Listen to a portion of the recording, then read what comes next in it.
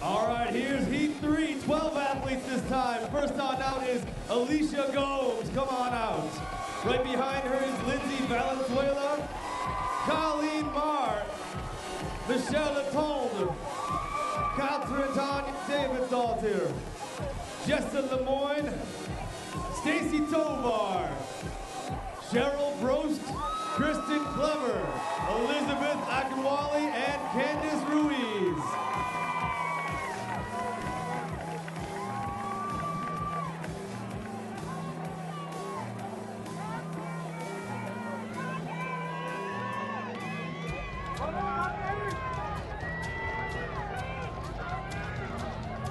All right, even number athletes, get in your GHDs first. And the women get set. We're on event 5, Heat 3, the ball toss. Some of your top competitors we see in here. We've got these last 2 heats to come. We see names like, I don't know, Kristen Clever, Elizabeth Akinwale. Have you ever heard of these people? These are athletes that we know well from years past. Kristen Clever, 2010 Games champ, right now in Heat 3. See Candice Ruiz getting set on top of that GHD. Little hang loose, all right. 10 seconds. And there's your women. We see we've got Katrine Davisdottir from Iceland and Michelle Letendre from Canada.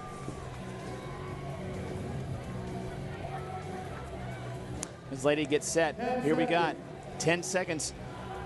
Throwing as many balls as we can. 2 pounds, 20 seconds, 2, and we're off. 20 seconds, we're going for speed, we're going for distance. You can see they lay back, throw a lot of different techniques here. We have see Colleen slip right there with that ball.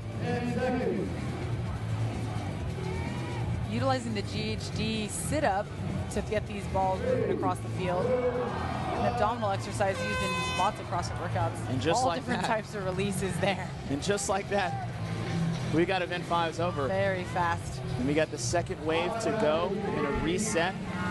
We see many different techniques. Is it throw first, sit up second? Is it sit up second, throw first? Really trying to get that, what we refer to in CrossFit as a core to extremity, getting that release of the ball after you've already generated the power from the hips and the core, those abdominals and erectors in the back. Releasing too early or trying to throw with the arms too early, you're not going to get the power out of the hips and legs. But being patient and waiting for those to fire first, you can kind of use your own arms as a catapult and fling that ball. You see our athletes getting set right there. You'd think more this might be a taller athletes event, being a little bit longer. This is an event that I was pretty, it's pretty tough to call. You really have been seeing all different types of athletes. Jamie Gold in earlier heat, one of the shorter athletes, and ended up doing very well compared to some of the taller athletes. You just don't know. It depends on who's got the coordination, really, at this point. And then you see Elizabeth Akinwale getting set. Got this unique hand grips. I believe those are going to be for more of the bar muscle ups coming on in event 6. But right now, we got event 5, heat number 3. 10 seconds. 20 seconds. Max tosses with a 2-pound medicine ball. We're going for reps and we're going for distance to combine. And here we're off. 20 seconds. It goes quick. You see athletes launching them, trying to get that good roll. Lindsay Valenzuela.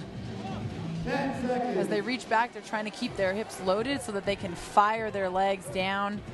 Look at Elizabeth Akinwale. She just went through all of her balls before the time was up.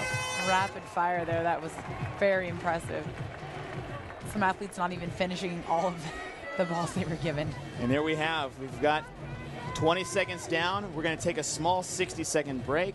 Athletes are going to reset. And now we have event 6, heat 3, the track triplet. Athletes are going to start on the corner of the track. They're going to run around to the straightaway, get to their barbell, 8 split snatches at 75 pounds, having to alternate your feet each and every rep.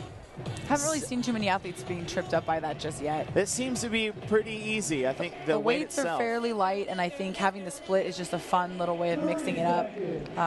Most athletes very comfortable power snatching 75 pounds, really just getting that weight up without much of a squat, and the split just kind of an added little bonus for them. And after those split snatches, we of course have the bar muscle up, which has just been fantastic to see so far. And then after that, we've had a wonderful 400-meter run. It's not like they have done any much running to begin so far. I'd say the athlete to watch in this heat is going to be Kristen Clever. We're looking at Kristen Clever right there on your right in the blue, and the ladies are off. Heat 3 of event 6. We've got one more after this, but these ladies are ready to put their mark. Everyone's chasing Camille LeBlanc-Bazinet of a time of 9 minutes and 11 seconds.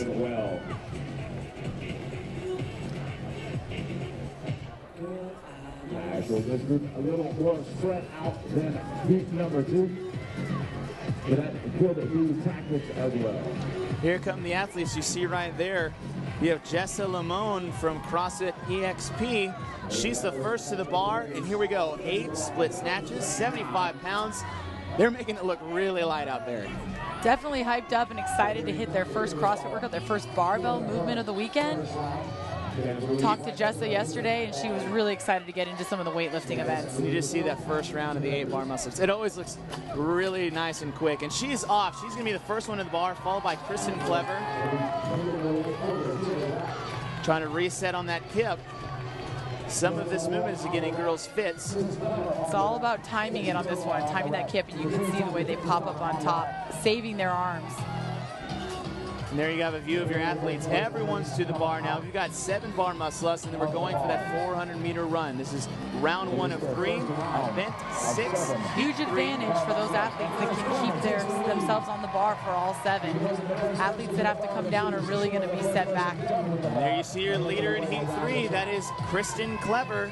Didn't look like she had much problem with those bar muscles. Not at all. Kristen Clever is going to make a push for that top time and try to bump herself back into the top standing.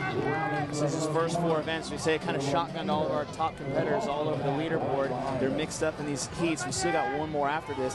Kristen Clever chasing that #1 time right now, set by Camille LeBlanc-Bazinet of 9 minutes and 11 seconds. She's definitely in a lower spot than you would expect to see her, being the former Games champ from 2010, but I can guarantee you that this is an event she's been looking forward to since it was posted, and she's got her sights on the first place finish.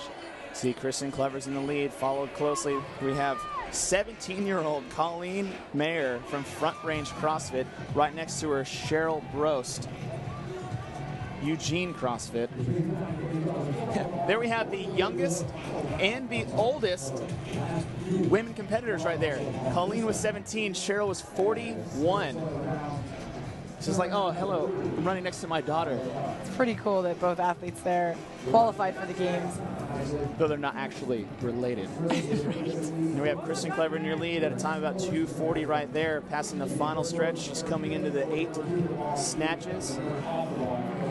I think that's the most color I've ever seen Kristen Clever wear in the last 2 years. She's definitely excited to get those bright orange shoes.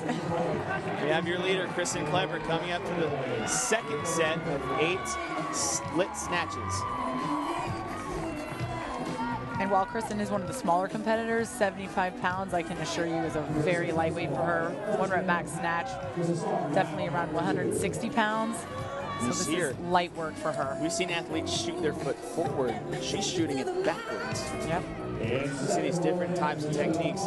Any way up, you can say. Saving herself some time on the recovery, maybe even just keeping that front foot planted and ready to start the next one. Looking very smooth. Very She's got easy to her set. 8. She's coming up to the bar. She's going to chalk up. These barbells are a little slippery. We had some showers this morning. You got to think if that pull-up bar is also a little bit slippery. And there you go, looking very smooth. She has a wonderful gymnastics kip, not doing a press no out. press out needed at the top, really just effortless.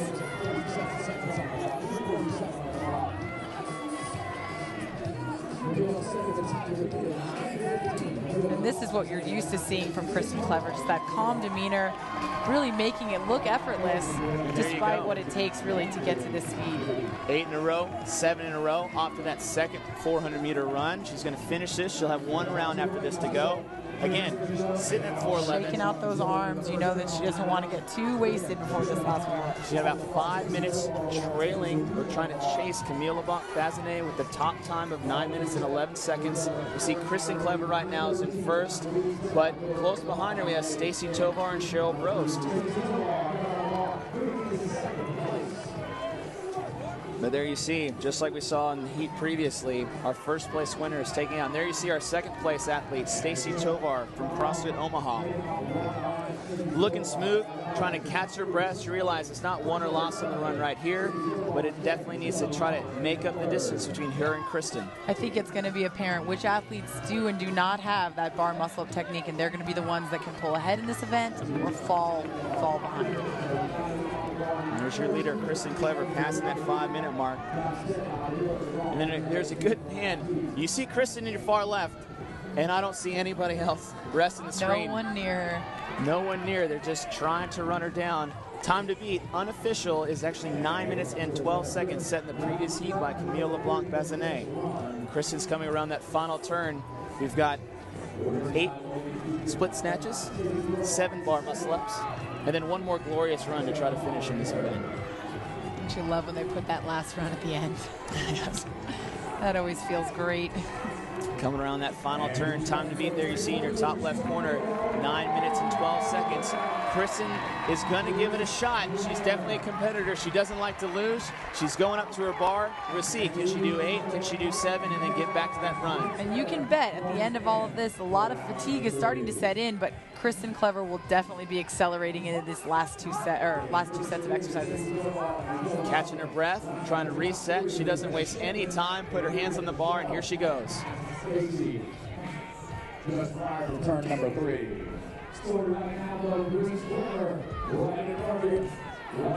Still looks strong, still looks smooth. She doesn't seem to slow down a bit. Chris is known for that even tempo throughout and knowing exactly when to accelerate on an event. I talked to her after the Wednesday obstacle course, and she was one of the athletes that really excelled in the obstacle course at Camp Pendleton, and she found the optimal places to accelerate throughout that course and really gain time on athletes in that short time duration of under a minute.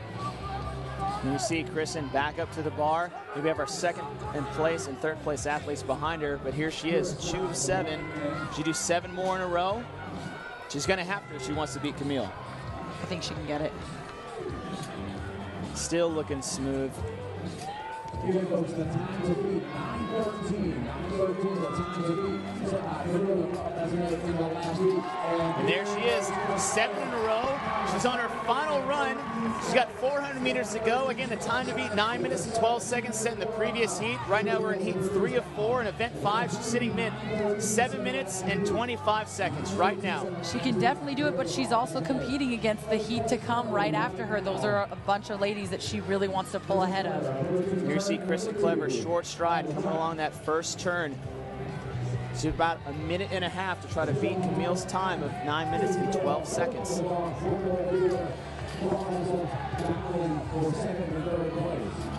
The problem being by yourself out here is you don't know what your time is. You're not sure how hard do I need to push it. Am I trying to beat that time of 9 minutes and 12 seconds? But here you see, Kristen Clever's almost done with her last 400, and all the other athletes are still at the barbells. Definitely a common scene at Valley CrossFit where I train with Kristen Clever. We see that happen more often than not. And there you see your second and third place right there, Stacy Tovar and Michelle Letendre.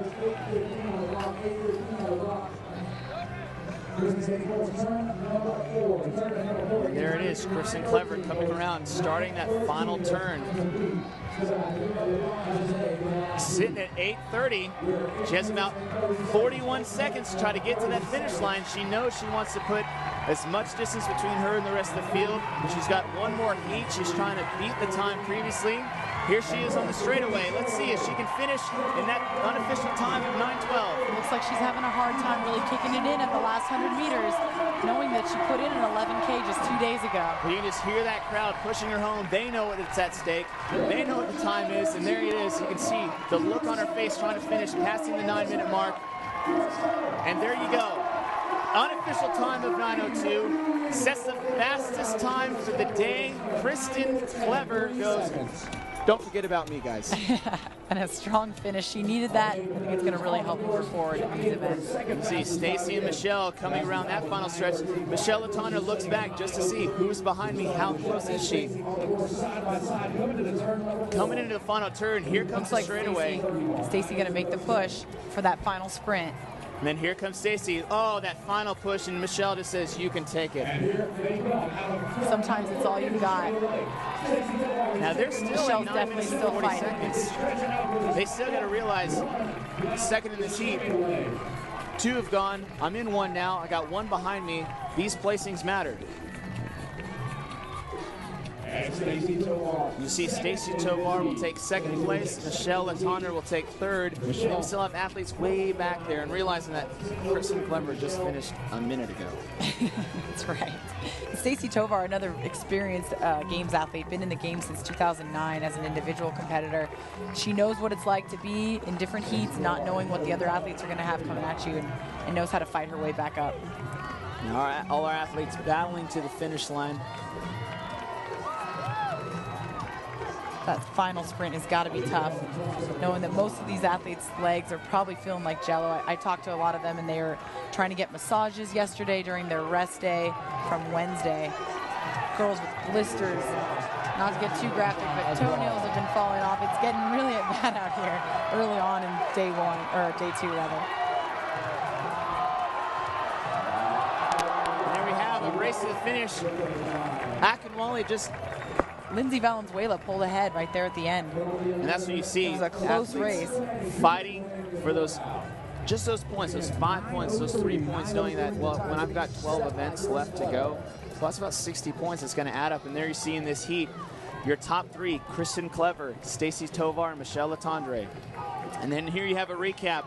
Event 5, this is your heat 3. 20 seconds, max distance throw, as many balls as you can. Lindsay Valenzuela there. And there we start. Still have athletes finishing up. Again, event 6, heat 3 of 4.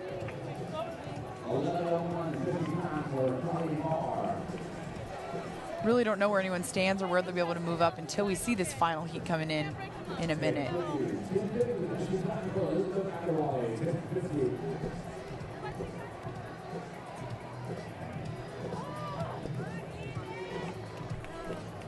And there we have Candice Ruiz from the South Central Iron Horse CrossFit.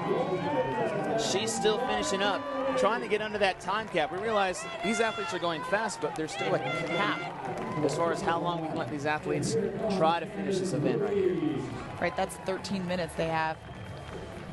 Candice Ruiz finishes strong, realizing I might not be first in this heat, but I definitely have more people to compete against prior and coming up next. And typically when we've got these time cap, it's really just, if that's the end of the event, not necessarily going to knock somebody out of the competition, but rather their score will be whatever points they didn't finish added on to that 13-minute time cap in this workout.